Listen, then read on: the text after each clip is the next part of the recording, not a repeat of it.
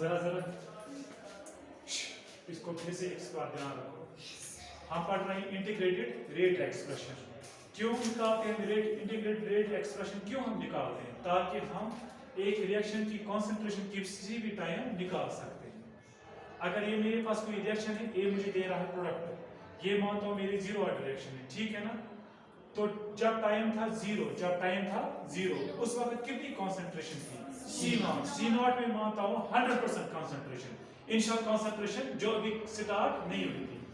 जब reaction start हो गई, मैं मानता हूं मुझे T पे देखनी कॉन्सेंट्रेशन कितनी थी, मैं मानता हूं वो C है, ठीक है ना? तो C क्या है? Concentration reactor at some time.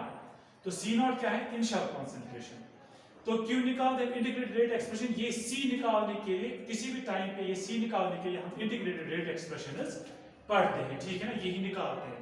पहले पढ़ेंगे जीरो ऑर्डर रिएक्शन का, किस तरह निकालेंगे, किस तरह इंटीग्रेटेड रेट एक्सप्रेशन हम डिराइव करते हैं। हम इसके रेट लिखते हैं, दो तरह के रेट लिखते हैं। एक लिखते हैं इसका इंस्टेंटेनियस रेट ऑफ रिएक्शन लिखते हैं, और दूसरा लिखते हैं इसका क्या, रेट लॉ लिखते हैं, ठीक है ना? ये मानो मेरी रिएक्शन है, ए देता है प्रोडक्ट। अब देखो इसका मैं इंस्टेंटेनियस रेट ऑफ रिएक्शन लिखूंगा, rate is equal to minus dA/dt, है ना यही? अब इसी रिएक्शन का मैं लिखूंगा क्या, रेट लॉ। रेट इसके बराबर k into concentration of A result power 0, क्योंकि जीरो ऑर्डर रिएक्शन है तो पावर भी आ जाएगा 0। ये मानो मेरी इक्वेशन फर्स्ट है, ये मानो मेरी इक्वेशन सेकंड है, ठीक है ना? तो अगर रेट इसके बराबर भी है, रेट इसके बराबर है, तो ये होगा ना इसके बराबर भी। तो वही मैंने लिखा minus dA/dt is equal to k naught 0। समझ में आया? अब यहाँ पर ध्यान दो, एनीथिंग रेज़ पावर 0 का मैंने बताया वो किसके बराबर होता है, 1 के बराबर। तो ये किसके बराबर है, 1 के बराबर। तो यहाँ पर क्या बचा, minus dA/dt is equal to k। Clear बात? अब यहाँ पर ये dt जो है ना, ये इसको डिवाइड में है, ये है ना डिवाइड, ये भी यहाँ लाता, ये बन जाएगा इसको मल्टीप्लिकेशन में, तो ये बन जाएगा माइनस, ये जो हमारा बचा यहाँ पर माइनस dA, और ये यहाँ पर है k अपना, यहाँ पर ये k है, और dt मैंने यहाँ पर लाया मल्टीप्लिकेशन में। समझ में आया? अब इस इक्वेशन को मैं मानता हूँ मैं इक्वेशन थर्ड, इसको मैं क्या करता हूँ, इंटीग्रेशन करता हूँ। तो मैंने इसकी इंटीग्रेट इक्वेशन थर्ड किया। कहां से करेंगे, इनिशियल कॉन्सेंट्रेशन से लेकर फाइनल कॉन्सेंट्रेशन तक, ठीक है ना? और टाइम को कहां से कहूंगा, जीरो टाइम से लेकर t टाइम तक। क्यों करते हैं इंटीग्रेशन? ताकि हमारे पास वो वैल्यू निकल जाए जिस वैल्यू पे हमें कॉन्सेंट्रेशन निकालनी होती है, समेशन ऑफ वैल्यूज। जब हम देखेंगे इस पॉइंट पे ये कॉन्सेंट्रेशन है, इस पॉइंट पे ये, इस पॉइंट पे, तो हम एक पर्टिकुलर पॉइंट पे निकाल सकते हैं, ठीक है ना? तो जब मैं इसको करूंगा इंटीग्रेशन, माइनस में यही रखा बाहर, कहां से किया, C0 से C तक। तो ये मेरी कॉन्सेंट्रेशन ऑफ A, इसको कहां से किया इंटीग्रेशन, C0 से लेकर C तक। और यहाँ k कांस्टेंट है, इसकी इंटीग्रेशन नहीं होती है, तो टाइम को कहां से किया, 0 से लेकर t तक, ठीक है? अब इस माइनस को रखो यहीं पर, तो दे दो इसको higher limit minus lower limit, यानी कि A को आपको वैल्यू देना है पहली बार हायर लिमिट, दूसरी बार क्या देना है, लोअर लिमिट। तो वही मैंने लिखा, A के बाद लिखा C minus C0, upper limit minus lower limit, C minus C0, ठीक है ना? इज इक्वल टू यहाँ पर बचा K T higher limit minus lower limit, T minus T0, ठीक है ना? अब यहाँ पर माइनस है, मैं इसको भी मल्टीप्लाई करता हूँ, माइनस यहाँ से, इसको भी मल्टीप्लाई किया माइनस यहाँ से, तो माइनस माइनस क्या बन जाएगा, प्लस बन जाएगा, ठीक है ना? अंदर क्या बचा, C माइनस C0, यहाँ पर क्या बचा मेरा, माइनस K, T माइनस 0 होगा T, तो वो बचा माइनस अपना ये है, और ये बचा K, और T माइनस 0 होगा T, ठीक है ना? तो इसको मैंने सॉल्व किया, यहाँ पर प्लस प्लस हुआ प्लस C, इसके यहाँ पर प्लस साइन है ना, प्लस प्लस हुआ प्लस C, प्लस माइनस हुआ minus C0 is equal to minus KT। समझ में आया? अब यहाँ पर है माइनस C0, यहाँ से है ना, मैं ये इज इक्वल टू यहाँ लगा, ये बन जाएगा ना प्लस C0, वही मैंने लिखा C, ये concentration reactor is equal to minus KT, और ये जो प्लस C0 था, ये माइनस C0 मैंने यहाँ लाया, ये बन गया प्लस C0, ठीक है? तो ये C क्या है, concentration reactor at any time, ये क्या है, C0 इनिशियल कॉन्सेंट्रेशन। क्लियर बात यहाँ तक? मेरे लिए पानी लाओ अंदर से। अब मैं इसका डालूंगा ग्राफ, मैंने आपको पढ़ा है स्ट्रेट लाइंस ग्राफ, उसकी इक्वेशन क्या होती है, y is equal to mx plus c होता है। इसका ग्राफ किस तरह आता है, मैंने आपको ये पढ़ा है, इसका ग्राफ इस तरह आता है। अगर ये y है मेरा और ये मेरा x है, तो इसका ग्राफ c का मतलब होता है इंटरसेप्ट, यानी कि जीरो से स्टार्ट नहीं होता, किसी वैल्यू से स्टार्ट होता है, तो फिर आता है स्ट्रेट लाइन, तो इसका ग्राफ आता है इस तरह से आता है ना, y is equal to mx plus c। इसी तरह इसके ग्राफ्स आते हैं ना। मैंने भी इसकी बात मत की, मैं इसकी बात कर रहा हूँ। जब मैं माइनस की बात करूंगा तब अगर फिर मैं यहाँ पर ऐसे, अगर मेरे पास ऐसे होगा y is equal to minus m x plus c, इसका मतलब स्लोप क्या है, नेगेटिव। तो ग्राफ किस तरह आएगा, ये y है ये x है, तो स्लोप इंटरसेप्ट कुछ है और यहाँ से इंटरसेप्ट है, क्योंकि पॉजिटिव हमारा इंटरसेप्ट है तो पॉजिटिव एक्सिस का, और ये स्लोप क्या हो रहा है, डिक्रीज हो रहा है। ठीक है, तो इस तरह से हमारा आ जाएगा।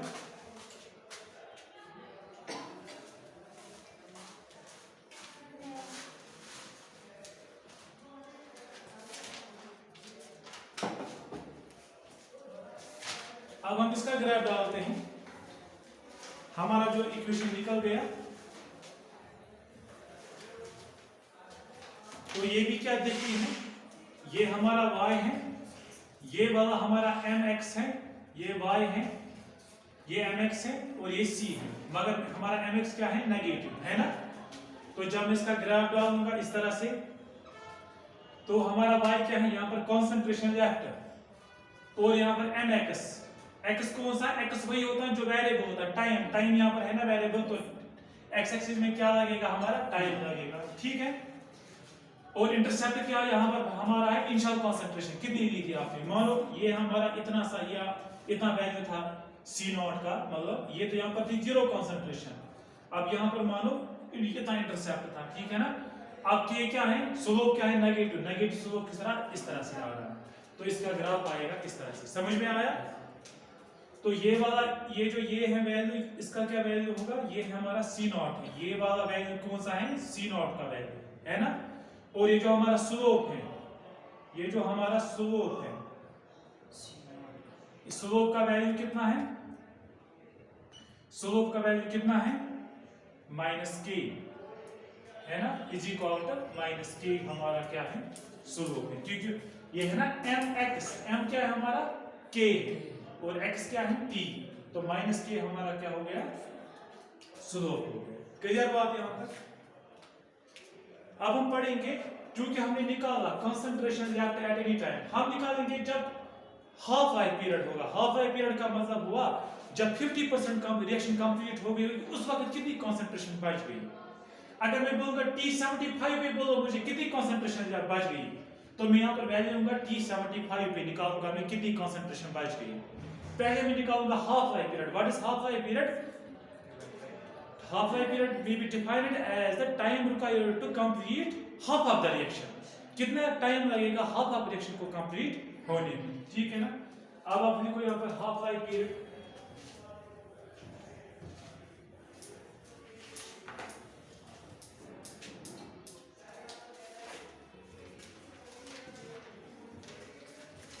Half life period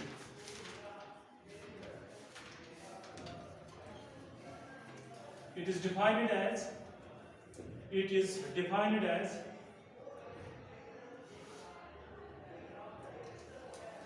the time required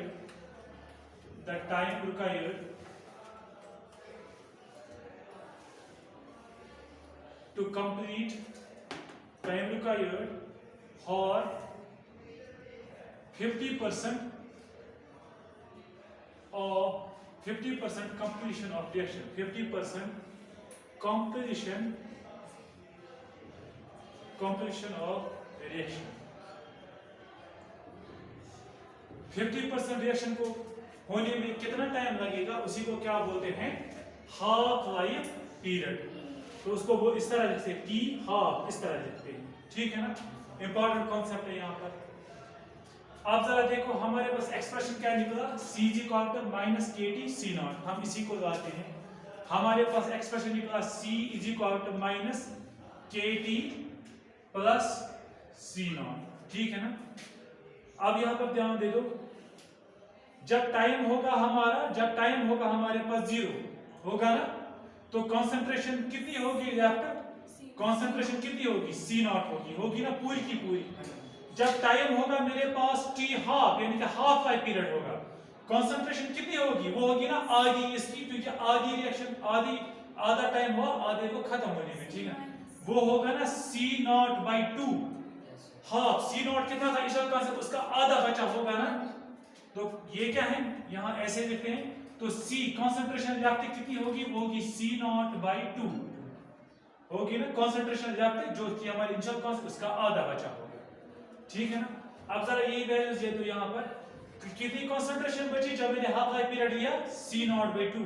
तो यहां पर लिखेंगे c naught by 2 is equal to minus के टी प्लस सी नॉट। ये समझ में आया, ये पॉइंट यहां पर जब टाइम था 0 तो कंसंट्रेशन की सारी सी नॉट थी, बट जब टाइम था हाफ यानी कि आधा टाइम हुआ था तो कंसंट्रेशन कितनी बची, वो होगी ना जो हमारे पास इनिशियल कंसंट्रेशन उसका आधा, तो सी नॉट बाई 2, ठीक है। अब ये इक्वेशन आप ले लो यहां पर,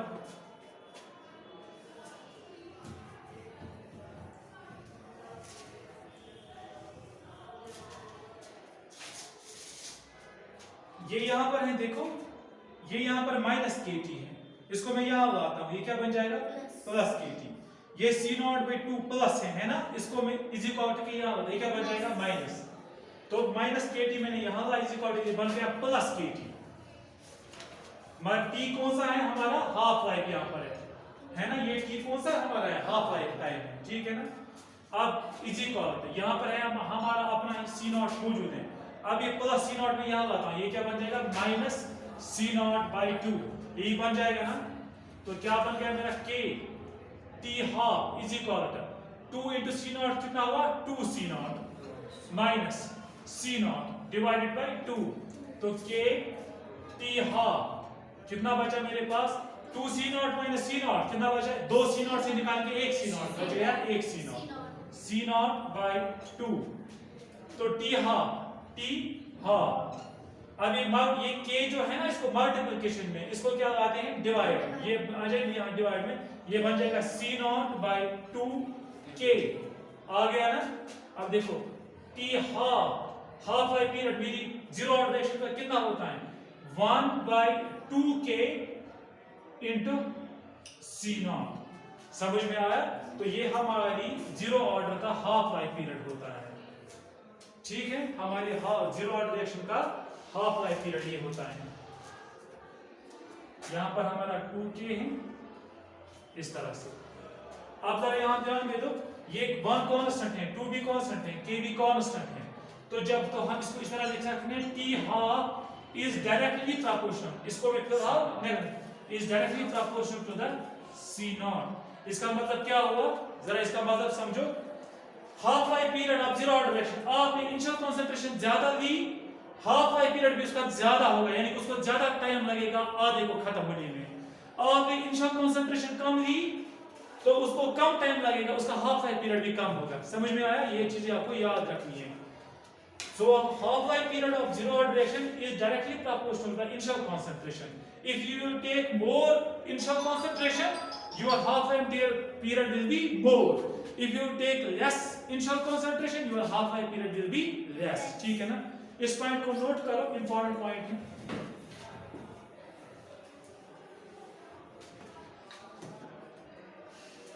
half life period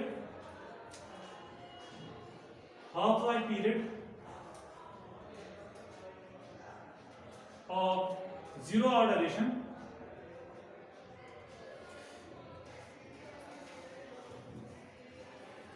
is directly proportional to the initial concentration.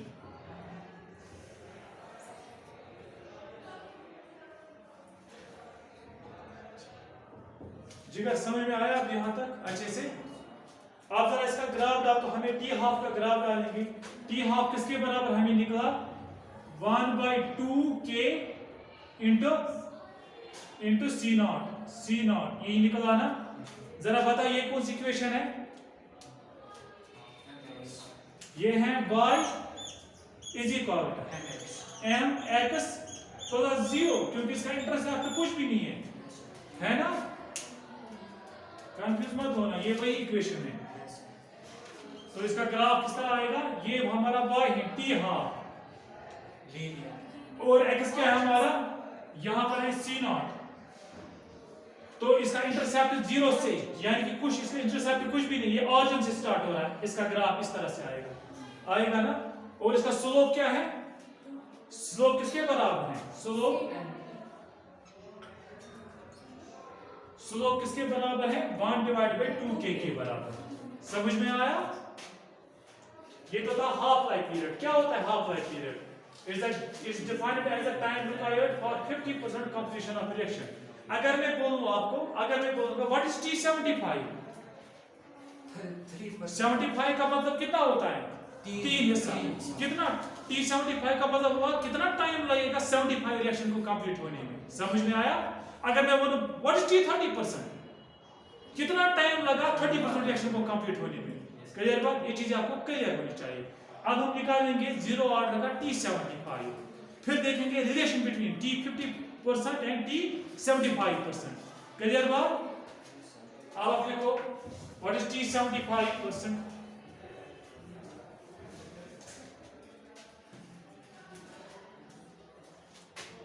T75% हुआ ना 75%, उसको हम इस तरह लिख सकते हैं ना 3/4। T3/4 का मतलब हुआ ना 75%, यानी कि आपके पास जो चीज थी उसके आपने 4 हिस्से किए, चारों में से 3 हिस्से का बोल रहा है, वो हुआ ना 75% होना 25 25 25, कितना हुआ 75। अगर एक 25 और जोड़ेंगे ये बन गया 4/4, तो बच जाएगा 100%। तो हम निकालेंगे T3/4, टाइम रिक्वायर्ड डिफाइन क्या लिखेंगे, डिफिनेशन क्या लिखेंगे, it is defined as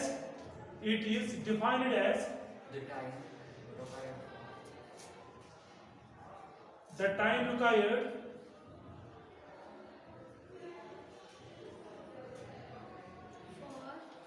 for 75%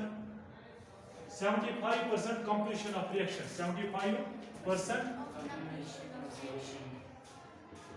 completion of reaction। इसके बाद इसमें शॉर्टकट भी है, फिर आपको ये करना नहीं है, लेकिन आपको पहले पता होना चाहिए ना निकला कैसे।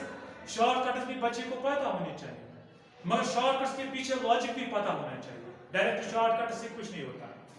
हमारे पास एक्सप्रेशन क्या निकला, CG को आउटर, फाइनल एक्सप्रेशन CG को outer minus KT plus C0। अब जरा यहां ध्यान दे दो, जब मेरे पास 3/4 जब मेरे पास 3/4 कंप्लीट हो गया, 3/4 क्या रिएक्शन की 3/4 क्या हो गया, कंज्यूम हो गया, तो बचा कितना, अगर 3/4 पोर्शन ऑफ रिएक्टेड कंज्यूम हो गया, बचा कितना, यस 1/4 कितना रिएक्ट हो गया।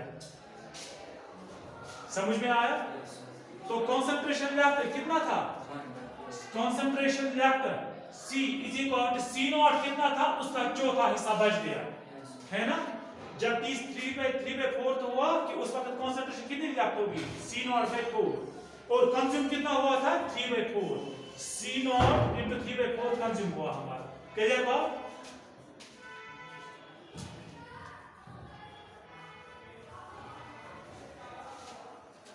अब जरा ये यहाँ वैल्यू डालो, C किसके बराबर है, C0/4, यहाँ पर C के बदले डालो C0/4, तो ये बन गया C0/4 is equal to minus KT plus C0। Clear बात। अब वही करो जो हमने पहले किया, माइनस C0 को यहाँ लेके आओ और प्लस C0/4 को वहां लेके जाओ, तो क्या बन गया C0, ये बन गया KT is equal to C0 minus C0/4। Clear बात। अब देखो 4 into C0 कितना हुआ, KT is equal to 4C0 minus C0 divided by 4, तो KT कितना निकला मेरा 4C0 को निकालेंगे, एक C0 बन गया 3C0/4। समझ में आया यहां तक। अब ये बात, मगर ये t कौन सा हमारा 3/4, t कौन सा हमारा 3/4, ये है हमारा 3/4, ये 3/4 है ना। फैसला समझ में आ रहा है ना, ये बोर्ड के लिए बहुत इंपॉर्टेंट है। अब t 3/4 इज इक्वल टू, अब ये k यहाँ पर है मल्टीप्लिकेशन, इसको मैं क्या लाता हूँ डिवाइड है, तो ये क्या बन गया 3c0 डिवाइड बाय 4k। समझ में आया। तो ये था मेरा t 75%, ये क्या मेरा था t 75%। अब हम निकालेंगे relation between t 50% and t 75%। जरा निकालो रिलेशन बिटवीन, नहीं चलो चलो रुको आप रुक जाओ, रिलेशन हम उसके बाद निकाल के, पहले हम शॉर्टकट ढूंढते हैं। पहले क्या ढूंढते हैं, शॉर्टकट। जब आपको बोला गया जीरो ऑर्डर रिएक्शन का, बोलो हाफ लाइफ पीरियड पे आपको कितनी कंसंट्रेशन बची होगी, तो आपने भी निकाला 1/2 C0/K। आपको बोला गया t 75% पे कितना कंसंट्रेशन लैप्ट हुआ, वो आपने निकाला 3/4 C0/K। समझ में आया। तो आपको बोला गया t 30% में कितना लैप्ट होगा। अब आपको ये प्रोसीजर अगर ये करोगे, इसमें थोड़ा टाइम कंज्यूम क्लियर है, मगर सही प्रोसीजर है, मगर शॉर्टकट है क्या कोई, हाँ बहुत अच्छा शॉर्टकट है। जरा यहाँ ध्यान रखो, आप ध्यान दे दो, देखो मैं कैसे करता हूं। आपको मैंने बोला t 50% निकालो, t 1/2, आपको कितना निकला, वो 1/2 C0/K निकला ना। आपको मैंने बोला t 75% निकालो, यानी कि 3/4 निकालो, आपको वो कितना निकला, आपको वो निकला मेरे बेटे 3/4 C0/K। अब देखो यहाँ पर 1 था, यहाँ पर भी 1 आ गया, यहाँ पर 2 था, यहाँ पर भी 2 आ गया, यानी जिसका आप निकाल रहे ना वही यहाँ पर आ रहा है। आपको t 3/4 निकालना, यहाँ पर t 3/4 आ गया। आपको वहां पर बोल गया बोलो t x/y किसी का भी, तो वो उसका हाफ लाइफ, वो सॉरी उसका टाइम पीरियड कितना होगा, कितना निकलेगा, वो निकलेगा x/y C0/K। समझ में आया, किसको आया समझ में। आपको बोला t 100% निकालो, t 100% निकालो, यस t 100% कितना हुआ, t 100% कितना हुआ, सारी रिएक्शन कंज्यूम हो गई, ठीक है ना। तो वो 1 जब सारा कंज्यूम हो गया, बच गया क्या, कुछ भी नहीं बच गया, ठीक है ना। तो बच गया मेरा कंसंट्रेशन लेफ्ट, वो होगी 0 के बराबर, क्योंकि सारा कंज्यूम हुआ। अब देखो t 100% को इस तरह लिख सकते हैं ना, t1 का मतलब 100%। अभी मैंने बोला या 1/1 लिखो, वो भी हुआ ना 1 ही, तो यहाँ पर आ गया t x/y के बदले क्या लिखेंगे, या 100/100, वही हुआ ना, इजी पार्ट। यहाँ क्या आ जाएगा 100/100 C0/K। 100 कैंसल, यहाँ पर ये 100 कैंसल, ये बन जाए t1, 1 का मतलब ये होता है 100%, इज इक्वल टू C0/K। समझ में आया अच्छे से। तो ये था हमारा इसमें शॉर्टकट। तो आपको याद रखना है ये वेरी होता है, फर्स्ट ऑर्डर के लिए दूसरा शॉर्टकट है, सेकंड ऑर्डर के लिए क्या दूसरा शॉर्टकट, ये आपको याद रखने अलग अलग शॉर्टकट। समझ में आया। तो जीरो ऑर्डर रिएक्शन के लिए आपको याद रखना है t x/y होगा बराबर x/y C0/K। इस टाइम पे कितनी कंसंट्रेशन लैप्ट हो गई, वो इतना है, ठीक है ना। अब इसके बाद अब हम निकालते हैं relation between t 50% and t 75%। देखो रिलेशन बिटवीन, बहुत ही 2 मिनट का कॉन्सेप्ट है, आप थक गए, बस ये जीरो ऑर्डर हमारा हो गया। अब देखो रिलेशन बिटवीन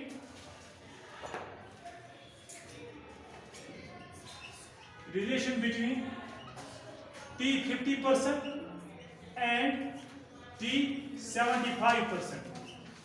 बहुत ही आसान कॉन्सेप्ट है। आपको वहां पर किसी का भी बोला जाएगा, आपको निकालना है, वो बोलेगा t 30% 40% की रिलेशन बताओ, 100% 20% की रिलेशन बताओ, ठीक है ना। जिस तरह मैं दिखाता हूं इसी तरह करना है आपको। जरा बताओ t 50% वो 1/2 किसके बराबर निकला, 1/2 C0/K। इक्वेशन फर्स्ट मानो इसको। t 75% कितना हुआ, 3/4 किसके बराबर निकला, 3/4 C0/K। इसको लिखो equation second, divide equation first and second, तो कितना निकला t 1/2 divided by t 3/4 is equal to 1/2 divided by 3/4, यहाँ पर C नॉट बाई K, इसका भी C not by K, C not by K, C not है ना इनिशियल कंसंट्रेशन, ये कांस्टेंट है, इनिशियल कितना दिया वही C नॉट, यहाँ पर भी इनिशियल कंसंट्रेशन, ये K भी कांस्टेंट, K भी कांस्टेंट, ये C not by K, C not by K cancel, वहां क्या बचा T 50%, 1/2 का मतलब हुआ 50%, T 50% divide by T 75% is equal to 1/2। अब देखो यहाँ पर जब 4 डिवाइड्स होते हैं, मैंने आपको बार बार ये कॉन्सेप्ट सिखाया, 1/2 डिवाइडेड बाई 3/4, जब 4 डिवाइड्स होते हैं तो दो नीचे वाले दो का क्या होता है, रेसिप्रोकल होता है, तो 1/2 इंटू 4/3 हो जाएगा इस तरह से, समझ में आया?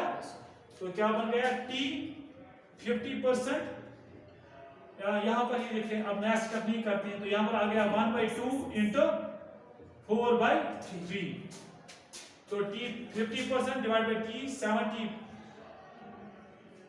75% is equal to 4 1s are 4 divide 3 2s are 6, समझ में आया? 2 2s are 4, 2 3s are 6, कितना निकला 2/3, तो T 50% डिवाइड बाई T 75% किसके बराबर निकला 2/3।